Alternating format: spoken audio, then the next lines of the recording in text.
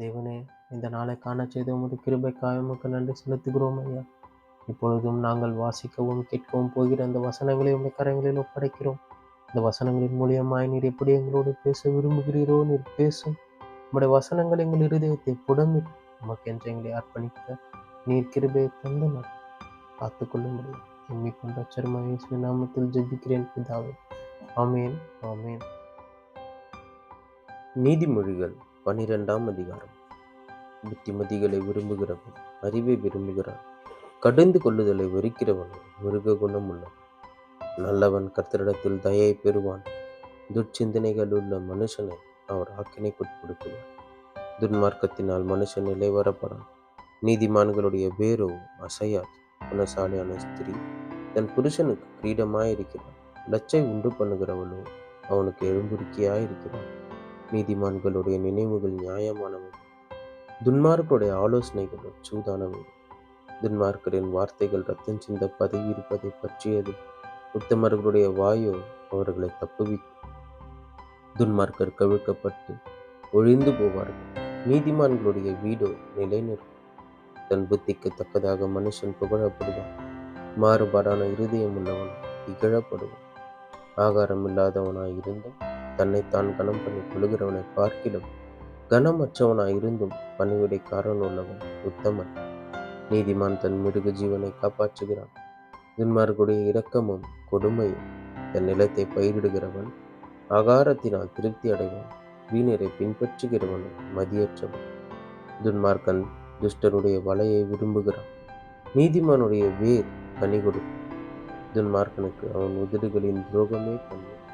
நீதிமானோ நெருக்கத்தின் நின்று நீங்குவான். அவன் தன் வாயின் பலனால் திருப்தி அடைவான். அவன் கையின் கிரியையின் பலனுக்கு தக்கதாக அவனுக்கு கிடைக்கும். மதியினனுடைய வழி அவன் பார்வைக்கு செம்மையாயிருக்கும். ஆலோசனைக்கு செவி கொடுக்கிறவனும் ஞானம் உள்ளவன். மூடனுடைய கோபம் சீக்கிரத்தில் வெளிப்படும். லச்சையை மூடுகிறவனும் விவேகி. சத்திய வாசகன் நீதியை வெளிப்படுத்தும். பொய் சாட்சிக்காரனோ வஞ்சகத்தை வெளிப்படுத்தும். பட்டய குத்துக்குள் பேசுகிறவர்களும் உண்டு. ஞானம் உள்ளவர்களுடைய நாவோ ஔஷதம்.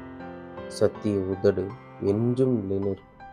பொய் நாவோ ஒரு நிமிஷம் மாத்திரம் இருக்கும். தீங்கை பிணைக்கிறவர்களின் இருதயத்தில் இருக்கிறது கபடம். சமாதானம் பண்ணுகிற ஆலோசனைக்காரருக்கு உள்ளது சந்தோஷம். நீதிமானுக்கு ஒரு கேடும் வராது. துன்மார்க்கரும் தீமையினால் நிறையப்படுவார்கள். பொய் உதடுகள் கர்த்தருக்கு அருவருப்பானவைகள். உண்மையாய் நடக்கிறவர்களும் அவருக்கு பிரியம். விவேகமுள்ள மனுஷன் அறிவை அடக்கி வைக்கிறான். மூடருடைய இருதயமும் மதியினத்தை பிரசித்தப்படும். ஜாக்கிரதை உள்ளவர்களுடைய கை ஆளுகை செய்யும். சோம்பேறியோ பகுதி கட்டுவான். மனுஷனுடைய இருதயத்தில் உள்ள கவலை அதை ஒடுக்கும். நல்வார்த்தையோ அதை மகிழ்ச்சியாகும். நீதிமான் தன் அயலானை பார்க்கிலும் மேன்மை உள்ளவன். துன்மார்க்கருடைய வழியோ அவர்களை மோசப்படுத்தும். சோம்பேறி தான் வேட்டையாடி பிடித்ததை சமைப்பதில்லை. ஜாக்கிரதை உள்ளவனுடைய பொருளோ அருமையான. நீதியின் பாதையில் ஜீவன் உண்டு, அந்த பாதையில் மரணம் இல்லை என்பதே. ஆமென், ஆமென். இப்பொழுது கேட்ட இந்த வசனங்களுக்காக உமக்கு நன்றி செலுத்துகிறோம். ஒவ்வொரு நாளும் உமது வசனங்களை கேட்கவும் அதன்படி நடக்கவும் இன்னும் அந்த கிட்டி சேரவும் எங்களுக்கு நீர் கிருபையை தந்து நீர் நடத்தும் ஐயா. நீர் எங்களோடு இரு. நாள் முழுவதும் உம்முடைய கிருபை எங்களை தாங்கி கொண்டு நாங்கள் உம்மை பற்றி கொண்டு எப்பொழுதும் உம்முடைய சமூகத்தில் தரித்திருக்கிறவர்களாய் மாற்றி எங்களை நீர் நடத்தும். நீர் ஆசீர்வதித்து காத்து பாதுகாத்து கொண்டு இயேசுவின் நாமத்தில் ஜெபிக்கிறேன் பிதாவே. ஆமீன், ஆமீன்.